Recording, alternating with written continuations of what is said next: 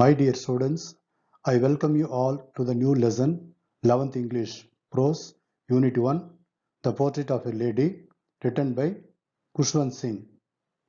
என் அன்பிற்குரிய மாணவ செல்வங்களே, உங்கள் அனைவரையும் 11ஆம் வகுப்பு ஆங்கிலம் அலகு 1 ஒரு பெண்ணின் உருவப்படம் என்னும் பாடத்திற்கு வரவேற்கின்றேன்.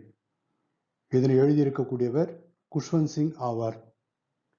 குஷ்வந்த் சிங் தன்னை பற்றியும் அவரது பாட்டியை பற்றியும் கூறும் உண்மை நிகழ்வுகளின் தொகுப்பு தான் நமக்கு பாடப்பகுதியாக த போர்ட்ரேட் ஆஃப் எ லேடி ஒரு பெண்ணின் உருவப்படம் என்னும் தலைப்பில் கொடுக்கப்பட்டுள்ளது. இதனை பற்றி விரிவாக தெரிந்து கொள்வோம். வாருங்கள் பாடப்பகுதிக்கு செல்வோம். About the author. Khushwant Singh is an Indian novelist and lawyer. He studied at St. Stephen's College, Delhi and King's College, London. He joined the Indian Foreign Service in 1947. As a writer, he is best known for his keen secularism, sarcasm, and love for poetry. He served as the editor of several literary and news magazines as well as 2 newspapers. Khushwant Singh was awarded with Padma Bhushan in 1974, Padma Vibhushan by the Government of India, and Sahitya Akademi Fellowship by Sahitya Akademi of India. The Mark of Vishnu, A History of Sikhs, The Train to Pakistan, Success Mantra, We Indians, and Death at My Doorstep are some of his brilliant works. ஆசிரியரை பற்றி நாம் தெரிந்து கொள்வோம். குஷ்வந்த் சிங் ஓர் இந்திய நாவலாசிரியர் ஆவார் மற்றும் வழக்குரைஞராகவும் இவர் இருந்தார். இவர் டில்லியில் உள்ள புனித ஸ்டீஃபன் கல்லூரியிலும் மற்றும் லண்டனில் உள்ள கிங்ஸ் கல்லூரியிலும் படித்தவர். இவர் 1947இல் இந்திய அயல்நாட்டு பணியில் சேர்ந்தார். ஒரு எழுத்தாளராக அவர் மிகவும் பிரபலமானவர் ஆவார். மதச்சார்பின்மை, கிண்டல் மற்றும் கவிதை மீது மிகுந்த காதல் கொண்டவராக இவர் இருந்தார். இவர் பல இலக்கிய, மாத, வாராந்திர இதழ்கள் மற்றும் செய்தி பத்திரிகைகளின் ஆசிரியராகவும் பணியாற்றினார். குஷ்வந்த் சிங்கிற்கு இந்திய அரசினால் 1974இல் பத்ம பூஷன் மற்றும் பத்ம விபூஷன் பட்டங்கள் வழங்கப்பட்டன மற்றும் இந்தியாவின் சாகித்ய அகாடமியினால் சாகித்ய அகாடமி ஃபெலோஷிப் விருதும் வழங்கப்பட்டது. மார்க் ஆஃப் விஷ்ணு, சீக்கியர்களின் வரலாறு, பாகிஸ்தானுக்கு ரயில், வெற்றி மந்திரம், நாங்கள் இந்தியர்கள் மற்றும் எனது வீட்டு வாசலில் மரணம் போன்றவை இவரது அற்புத படைப்புகளில் ஒரு சிலவாகும். இவையே நாம் இந்த பாடப்பகுதி எழுதியிருக்கக்கூடிய குஷ்வந்த் சிங் என்பவரை பற்றி தெரிந்து கொள்ள வேண்டியவையாகும். வாருங்கள் இப்பொழுது அவரால் எழுதப்பட்டிருக்கக்கூடிய பாடப்பகுதிக்கு செல்வோம். Grandmother, like everybody's grandmother, was an old woman. She had been old and wrinkled for 20 years that I had known her. People said that she had once been young and pretty and had even had a husband, but that was hard to believe. My grandfather's portrait hung above the mantelpiece in the drawing room. He wore a big turban and loose-fitting clothes. His long white beard covered the best part of his chest and looked at least 100 years old. என்னுடைய பாட்டியும் எல்லோருடைய பாட்டியை போல ஒரு வயதான ஒரு பெண்மணிதான். எனக்கு அவரை பற்றி தெரிந்த நாள் முதல் 20 வருடங்களாக ஒரே மாதிரியான வயதான தோற்றத்துடன் சுருக்கங்களுடனும் அவர் இருந்தார். அவர் ஒரு காலத்தில் இளமையானவராகவும் அழகானவராகவும் இருந்ததாகவும் அவருக்கு கணவரும் இருந்ததாகவும் மக்கள் கூறினர். ஆனால் அதனை நம்புவதற்கு எனக்கு மிகவும் கடினமாக இருந்தது. என் தாத்தாவின் உருவப்படம் வரவேற்பறையில் உள்ள பரனுக்கு மேல் தொங்கிக் கொண்டிருந்தது. அவர் பெரிய தலைப்பாகையும் மிக தளர்வான உடைகளையும் அணிந்திருந்தார். அவருடைய நீண்ட வெண்மையான தாடி மார்பினை மறைத்திருந்தது. அவர் குறைந்தபட்சம் 100 வயது ஆனவரைப் போல தோற்றமளித்தார். He did not look the sort of person who would have a wife or children. He looked as if he could only have lots and lots of grandchildren. As for my grandmother, being young and pretty, The thought was almost revolting. She often told us of the games she used to play as a child that seemed quite absurd and undignified on her path, and we treated it like the fables of the prophets she used to tell us. அவர் பார்ப்பதற்கு ஒரு மனைவி மற்றும் குழந்தைகள் உடைய மனிதராக தெரியவில்லை. அவருக்கு நிறைய பேரப்பிள்ளைகள் இருப்பது போல் அவர் தோற்றமளித்தார். இளமையானவராகவும் அழகானவராகவும் என் பாட்டி இருந்தார் என்ற எண்ணமே கலக்கத்தை ஏற்படுத்தியது. தான் குழந்தையாக இருந்தபோது விளையாடிய விளையாட்டுக்களை என் பாட்டி அடிக்கடி எங்களுக்கு கூறினார்.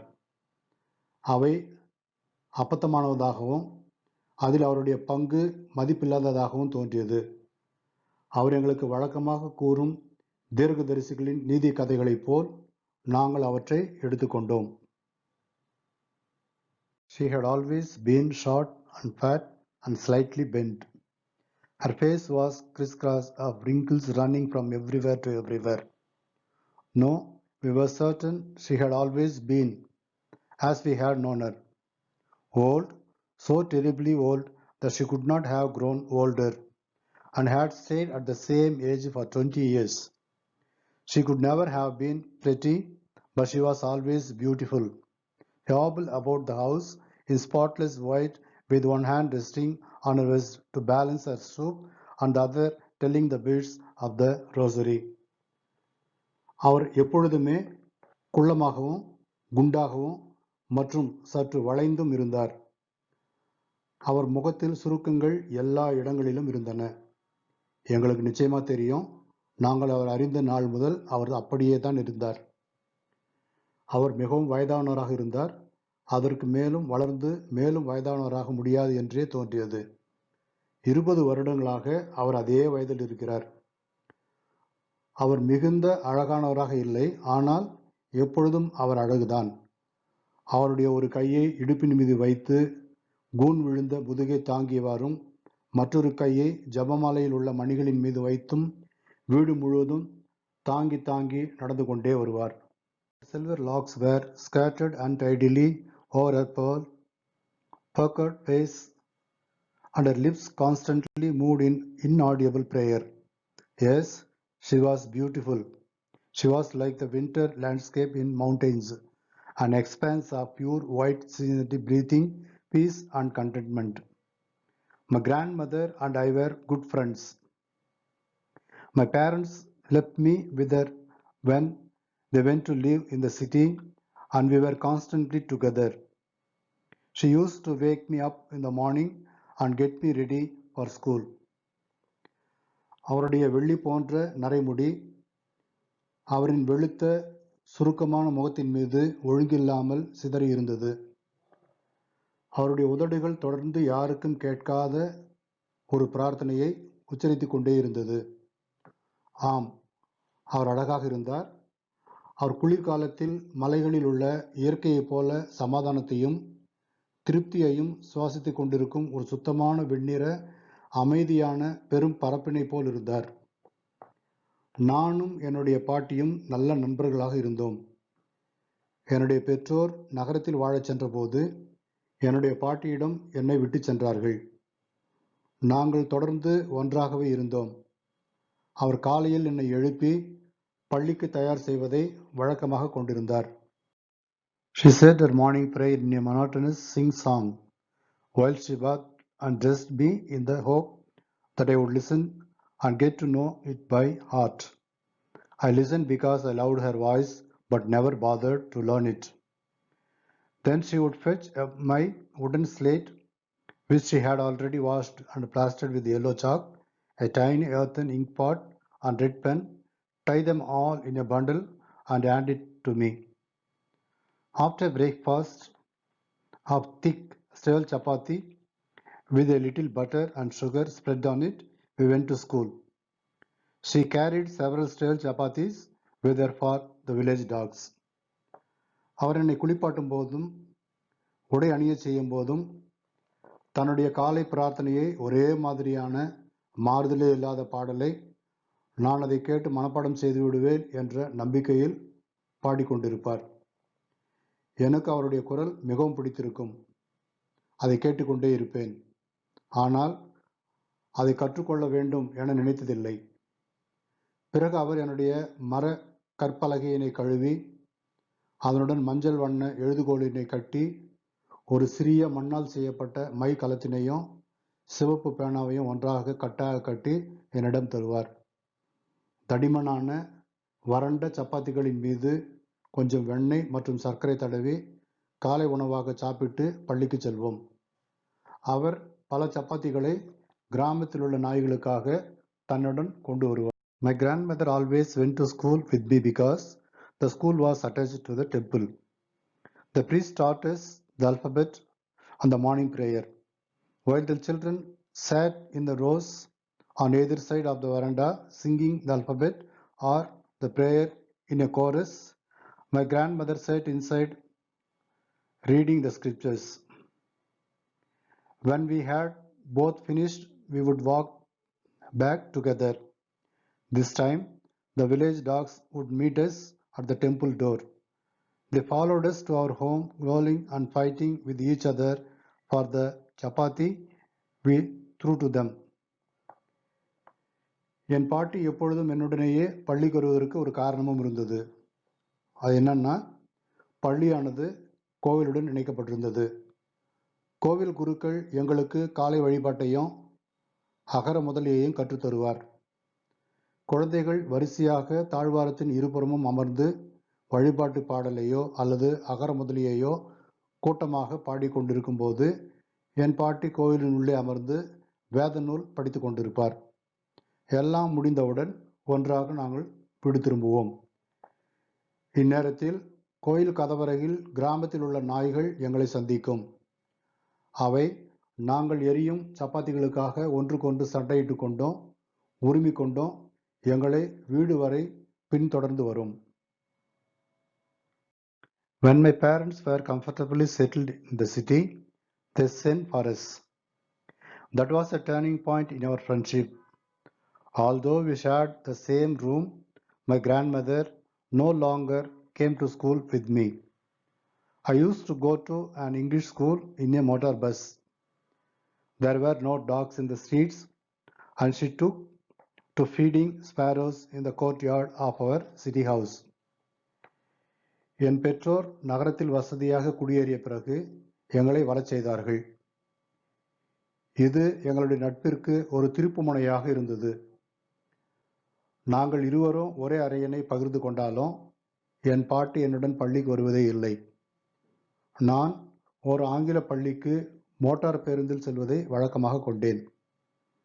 அங்கு தெருக்களில் நாய்கள் இல்லை. அவர் எங்கள் நகர வீட்டின் முற்றத்தில் குருவிகளுக்கு உணவளித்தார். As the years rolled by, we saw less of each other. For some time, she continued to wake me up and get me ready for school. When I came back, she would ask me what the teacher had taught me. I would tell her English words and little things of Western science and learning, the law of gravity, Archimedes' principle, the world being round, etc. This made her unhappy. She could not help me with my lessons. She did not believe in the things they taught at English school and was distressed that there was no teaching about God and the scriptures. One day, I announced that we were being given music lessons. She said nothing, but her silence meant disapproval. She rarely talked to me after that. வருடங்கள் உருண்டோடியதால் நாங்கள் ஒருவர் பார்த்து கொள்வது மிகவும் குறைந்தது. அவரை எழுப்புவதும் பள்ளிக்கு தயார் செய்வதும் சில காலம் தொடர்ந்தது. நான் பள்ளியிலிருந்து திரும்பியவுடன் என் ஆசிரியர் எனக்கு என்ன சொல்லிக் கொடுத்தார் என கேட்பார். நான் அவருக்கு ஆங்கில வார்த்தைகளையும் மேற்கத்திய அறிவியல் மற்றும் கற்றலில் சிலவற்றையும், புவியீர்ப்பு விதி, ஆர்க்கிமெடிஸின் கோட்பாடு, உலகம் உருண்டை வடிவம் மற்றும் பலவற்றையும் கூறுவேன். அது அவரை வருத்தமுறை செய்தது. அவரால் என்னுடைய பாடங்களில் உதவ முடியவில்லை. எனக்கு ஆங்கில பள்ளியில் கற்றுக் கொடுக்கப்பட்டவைகளில் அவருக்கு நம்பிக்கை இல்லை. மேலும் அங்கு கடவுளை பற்றியோ வேதத்தை பற்றியோ கற்றுத்தரப்படவில்லை என மிகுந்த வேதனை அடைந்தார். நான் ஒரு நாள் எங்களுக்கு இசை பாடம் கற்றுக் கொடுக்கப்பட்டது என தெரிவித்தேன். அவர் அதற்கு ஒன்றும் கூறவில்லை. ஆனால் அந்த மௌனத்திற்கு அவருடைய மனம் அதை ஏற்கவில்லை என்பதே பொருளாக இருந்தது. அதற்கு பிறகு அவர் என்னுடன் பேசுவது மிக மிக அரிதானது. When I went up to university, I was given a room of my own. The common link of friendship was snapped. My grandmother accepted her seclusion with resignation. She rarely left her spinning wheel to talk to anyone. From sunrise to sunset, she sat by her wheel spinning and reciting prayers. Only in the afternoon, she relaxed for a while to feed the sparrows. While she sat in the veranda breaking the bread into little bits, hundreds of little birds collected round her, creating a veritable bedlam of chirping. Some came and perched on her legs, others on her shoulders. Some even sat on her head. She smiled, but never shooed them away. It used to be in the happiest hour of the day of her. நான் பல்கலைக்கழகத்துக்கு சென்றபோது எனக்கென்று ஓர் அறை கொடுக்கப்பட்டது. எங்களுடைய நட்பின் பொதுவான தொடர்பு முறிந்தது. என் பாட்டி அவருடைய தனித்திருத்தலை அமைதியுடன் உணர்வுபூர்வமாக ஏற்றுக்கொண்டார். அவர் எவரிடமும் பேசுவதற்கும் நூல் நூற்கும் சக்கரத்தை விட்டு செல்வது மிக அரிதானது. மதிய நேரத்தில் மட்டும் சிறிது நேரம் குருவிகளுக்கு உணவளிப்பதை ஓய்வாக கொண்டார். அவர் தாழ்வாரத்தில் அமர்ந்து ரொட்டியினை சிறு சிறு துண்டுகளாக்கும் போது அவரை சுற்றி நூற்றுக்கணக்கான சிறிய பறவைகள் சேர்ந்து ஓர் உண்மையான கூச்சல், குழப்பம் நிறைந்த கலகலப்பான கீச்சொலிகளை உருவாக்கியது. சில பறவைகள் அவருடைய கால்கள் மீதும் மற்றும் சில பறவைகள் அவருடைய தோள் மீதும் உட்கார்ந்தன. அவரின் தலை மீது கூட ஒரு சில பறவைகள் அமர்ந்தன.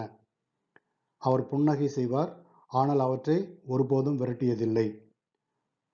அந்த சமயமே அவருடைய ஒரு நாளின் மிக மகிழ்ச்சியான அரை மணி நேரமாக இருந்து வந்தது. When I decided to go abroad for further studies, I was sure my grandmother would be upset. I would be away for 5 years, and at her age, one could never tell. But my grandmother could. She was not even sentimental. She came to leave me at the railway station, but did not talk or show any emotion. Her lips moved in prayer. Her mind was lost in prayer. Her fingers were busy telling beads of the rosary. Silently, she kissed my forehead. And when I left, I cherished the moist imprint as perhaps the last sign of physical contact between us. நான் மேற்படிப்பிற்காக வெளிநாடு செல்ல முடிவு செய்தபோது அது உறுதியான என் பாட்டியை வருத்தமடைய செய்திருக்கும். நான் 5 வருடங்களுக்கு தொலைதூரத்தில் இருக்க வேண்டியிருக்கும். மேலும் அவருடைய வயதில் யாராலும் ஒன்றும் சொல்ல முடியாது. ஆனால் என் பாட்டியால் முடியும். அவர் உணர்ச்சி வயப்படக்கூட இல்லை. அவர் என்னை ரயில் நிலையத்தில் வழி அனுப்ப வந்தார். ஆனால் எதுவும் பேசவில்லை. எந்த ஒரு உணர்ச்சியையும் வெளிக்காட்டவும் இல்லை. அவருடைய உதடுகள் மட்டும் பிரார்த்தனையில் அசைந்து கொண்டிருந்தது. அவர் மனம் பிரார்த்தனையில் மூழ்கியிருந்தது. அவருடைய விரல்கள் ஜெபமாலையின் மணிகளுடன் ஓய்வில்லாமல் பிரார்த்தனை செய்து கொண்டிருந்தது. அமைதியாக அவர் நெற்றியில் முத்தமிட்டார். நான் அங்கிருந்து செல்லும்போது என் மனதில் வைத்துக் கொள்ளக்கூடிய ஈரமான முத்திரையாக அநேகமாக அதுவே எங்களுடைய இறுதியான உடல் ரீதியான தொடர்புக்கான அடையாளமாகவும் இருந்தது. Not so. After 5 years, I came back home and was met by her at the station. She did not look a day older. She still had no time for words, and while she clasped me in her arms, I could hear her reciting her prayers. Even on the first day of my arrival, her happiest moments were with her sparrows, whom she fed longer with frivolous rebukes. In the evening, a change came over her. She did not pray. She collected the women of neighborhood, got an old drum and started to sing. For several hours she thumped the sagging skins of the dilapidated drum and sang of the homecoming warriors. She had to persuade her to stop to avoid overstraining. That was the first time since I had known her that she did not pray. ஆனால் அது அப்படி இல்லை. 5 வருடங்களுக்கு பிறகு நான் வீடு திரும்பிய போது நான் ரயில் நிலையத்தில் அவரை சந்தித்தேன். அவரை பார்ப்பதற்கு முன்பு இருந்ததை விட ஒரு நாள் கூட வயது அதிகமானதாக அவரை பார்த்தால் தெரியவில்லை. அவர் ஏதும் பேசுவதற்கு விருப்பப்படவில்லை. என் கைகளை அவர் இறுக பற்றும் பொழுது என்னால் அவருடைய பிரார்த்தனையை அவர் ஓதுவதை கேட்க முடிந்தது.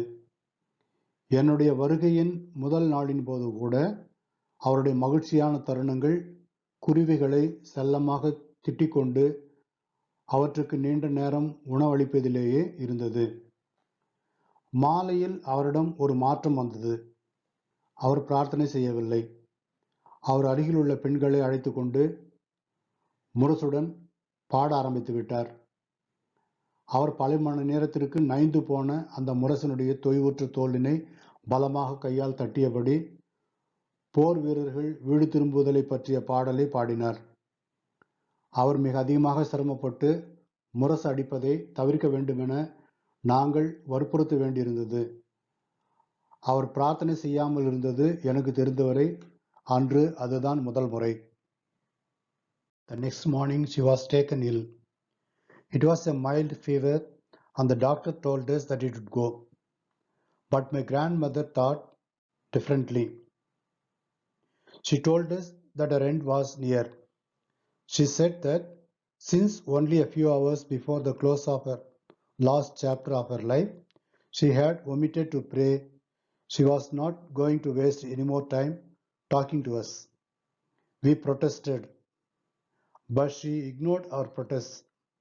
She lay peacefully in bed, praying and telling her beads. Even before we could suspect, her lips stopped moving and rosary fell from her lifeless fingers. A peaceful pallor spread on her face and we knew that she was dead.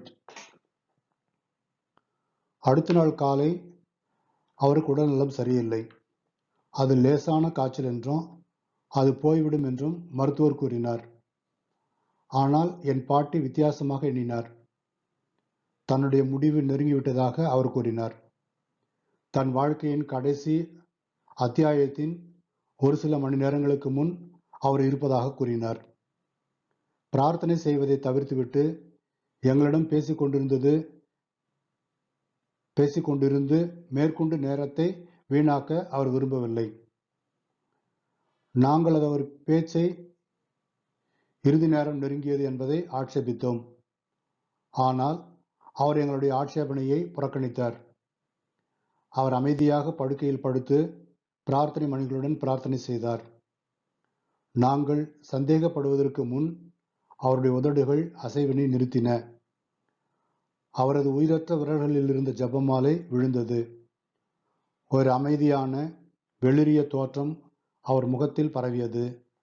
அவர் இறந்துவிட்டார் என்பதை நாங்கள் அறிந்தோம். Lifted her off the bed and, as is customary, laid her on the ground and covered with a red shroud. After a few hours of mourning, we left her alone to take arrangements for her funeral. In the evening, we went to her room with a crude stretcher to take her to the cremated. The sun was setting and had lit her room and veranda with a blaze of golden light. We stopped halfway in a courtyard. All over the veranda, in her room, right up to where she lay dead and stiff wrapped in her red shroud, thousands of sparrows sat scattered on the floor. பாரம்பரிய வழக்கம் என்பதால் அவரை படுக்கையிலிருந்து தூக்கி தரையில் படுக்க வைத்து ஒரு சிவப்பு சவச்சேலையினால் அவரை மூடினோம். சில மணி நேர துக்கத்திற்கு பிறகு நாங்கள் அவருடைய இறுதிச் சடங்குகளுக்காக ஏற்பாடுகளை செய்ய அவரை தனியே விட்டுவிட்டோம். அவரை எடுத்துச் சென்று தகனம் செய்வதற்காக மாலையில் அவரது அறைக்கு ஒரு ஒழுங்கற்ற தூக்கு படுக்கையுடன் சென்றோம். சூரியன் அவருடைய அறை மற்றும் தாழ்வாரத்தில் பொன்னொழியை சுடராக ஒளிரச் செய்து மறையத் தொடங்கியது. முற்றத்தில் பாதி வழியில் நாங்கள் நின்றோம். தாழ்வாரம் முழுவதும் மற்றும் அவருடைய அறையில் அவர் கிடத்தி வைக்கப்பட்டு விரைப்பாக அவருடைய சிவப்பு சேலையினால் போர்த்தி வைக்கப்பட்டிருந்த அதே இடத்தில் அவருடைய உடலை சுற்றி ஆயிரக்கணக்கான குருவிகள் தரையில் அங்குமிங்கும் சிதறி அமர்ந்திருந்தன. There was no chirping. We felt sorry for the birds, and my mother fetched some bread for them.